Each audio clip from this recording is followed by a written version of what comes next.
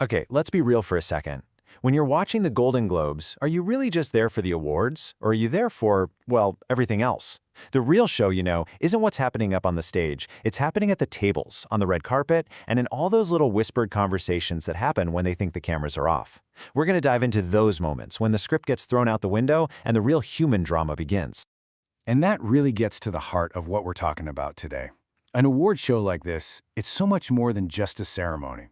It's like a giant, high-pressure social experiment, and it's being broadcast live to the entire planet.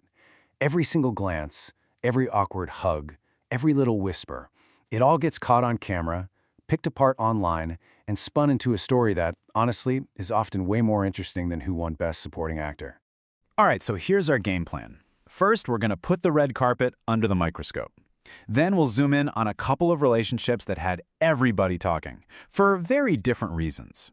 After that, we'll get into all the crazy viral whispers and rumors that basically took over social media. And finally, we'll step back and ask ourselves, what are we really watching here? Okay, first up, the gauntlet. The red carpet is so much more than just pretty dresses and tuxedos. It's really the first big test of the night. The pressure is cranked up to 100, and this is where the major storylines of the evening really start to take shape, long before a single award is even mentioned. I mean, think about it. In that kind of environment, every single nonverbal signal is just magnified. A posture that's a little too stiff, a smile that doesn't quite reach the eyes, holding a hand just a little too tight. Those tiny details don't just get noticed, they become the headline. And that's when everyone on the internet turns into this global team of detectives, taking screenshots, zooming in, all trying to piece together the real story that they think is hiding in plain sight. Which brings us perfectly to our first case study of the night. Nick Jonas and Priyanka Chopra, a total power couple whose every single move on that carpet seemed to be screaming tension. It sparked a massive firestorm online. So what was actually going on? This is really the ultimate question that was just hanging over them the entire night. Are we, the audience, just reading way too much into a few awkward moments? Or can that intense, global spotlight actually crack the perfect celebrity facade and let something real slip through? Let's break down what everyone was seeing. So the thing is, it wasn't just one little thing. It was this whole collection of signals that people were clocking all night long. The general consensus online was that their body language was incredibly uncomfortable. There was even this weirdly tense on-camera moment about what TV shows they watch. People pointed out that Nick looked super anxious. He was visibly sweating. Their whole posture all night was described as stiff and stern. The overall picture was of a couple that just looked totally and completely overwhelmed. And this one little moment right here, it perfectly captures that friction. They get asked this light, fluffy red carpet question about their guilty pleasure TV shows. Nick tries to give a playful, diplomatic answer. But Priyanka's response? Whoa. She jumps in with this line, basically implying she always has to watch his shows. And the way she said it, it had this real edge. It turned a silly question into what felt like a public airing of a private disagreement. It was just a little jab, but in that high-stakes context, it landed like a bomb. So, the narrative that formed online was this. Priyanka, being the seasoned pro that she is, was putting on a show. She could hold the smile, she could play the part of the happy celebrity wife, even if it seemed a little forced. But Nick? He just seemed like he couldn't hide his unease. His body was telling a completely different, much more uncomfortable story. And that little crack in the performance, that's what got everybody so fascinated. It felt real. Okay, so let's shift gears. From a relationship that seemed to be under a lot of strain, we're going to pivot to new love making its big public debut. But what's so interesting is that we saw two completely different approaches to this, and each one created its own powerful and totally distinct story. So in one corner, you had Selena Gomez and Benny Blanco. The vibe from their interactions was seen as pretty awkward, with some people going so far as to describe Benny's behavior as handler-like. And then, in the complete opposite corner, you had Kylie Jenner and Timothée Chalamet. They were all over each other, sparking rumors that this was something really serious. Two new couples, two wildly different public debuts. This comment pretty much sums up the entire conversation around Selena and Benny. There was this one clip of him seeming to kind of tug her along the carpet, and it went viral almost instantly. That's what started this whole handler theory. The idea that he was there less as a boyfriend and more as someone who was, managing her movements. It just created this really strange, unsettling feeling for a lot of people watching.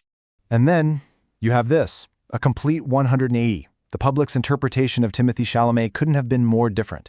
People online were calling him a simp for Kylie, which is basically just internet slang for someone who is absolutely, completely devoted. The way he was looking at her, their constant touching, it was all seen as this sign of genuine, deep affection. The narrative was crystal clear. This isn't some casual fling. These two are the real deal. But this was the little detail that sent all the speculation into complete overdrive. A photo started making the rounds of Kylie's place card at her table, and it looked like it actually had Timothée's last name on it. What makes it even juicier is there's another photo where she looks genuinely surprised, almost like she's seeing it for the first time, and Timothée is just sitting there smiling. So what was it? A producer's mistake? A prank? Or was it a very public hint about a secret marriage? No matter what, it was definitely the most tantalizing mystery of the night. So, beyond the big relationship dramas, the whole night was just filled with dozens of these smaller, bite-sized moments that absolutely fueled social media. These are those little whispers and random interactions that can spiral into huge viral conversations and pretty much take on a life of their own. Now, to really get our next moment, you have to understand the modern phenomenon of the lip reader. In the chaos of an award show, these people have become our unofficial decoders. They take these silent, sometimes grainy clips and turn them into sensational and often hilarious pieces of gossip that just spread like wildfire online. And here is a perfect example. A clip of Leonardo DiCaprio looking more animated and passionate than he has in years went totally viral. So what could he possibly be so worked up about? A new movie? Climate change? Well, according to a lip reader, it was K-pop. The interpretation was that he was telling someone a story about how they didn't know what K-pop was. It's so mundane and funny and completely unexpected, which is exactly why it became an instant. This question was aimed squarely at Selena Gomez all night. She was photographed pretty frequently holding her stomach in a specific way, and that one single repeated gesture was all it took to launch this absolute tidal wave of pregnancy speculation. It's a powerful example of how a simple action can be interpreted and assigned this massive meaning, even if it's incorrect. This was another weird theme that kept popping up. People online noticed that several of Ariana Grande's conversations, including one she was having with Selena Gomez, seemed to get cut short by her team, who would just sort of swoop in and pull her away. It led to a lot of people asking this question, and some even compared it to those handler vibes with Benny Blanco. It created this strong perception that her every move was being very, very tightly controlled. And this might have been the strangest rumor of the entire night. A story just appeared out of nowhere on social media that Ariana Grande was going to star as Miss Piggy in a new Muppets movie. So a reporter asks her about it on the red carpet, and a very surprised Ariana says she's never heard of it, but hey, she's open to it. Okay, weird. But then, just minutes later, Jennifer Lawrence gets asked about it and confirms it's just a rumor. It was this bizarre, self-contained little news cycle that was born, investigated, and debunked in real time, all on one red carpet. So let's zoom all the way out.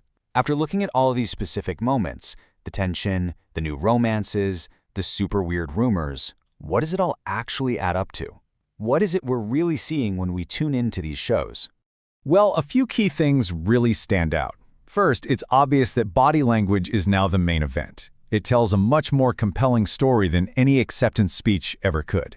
Second, we're seeing that a celebrity's public image isn't this fixed thing. It's being built and sometimes torn down in real time at these events.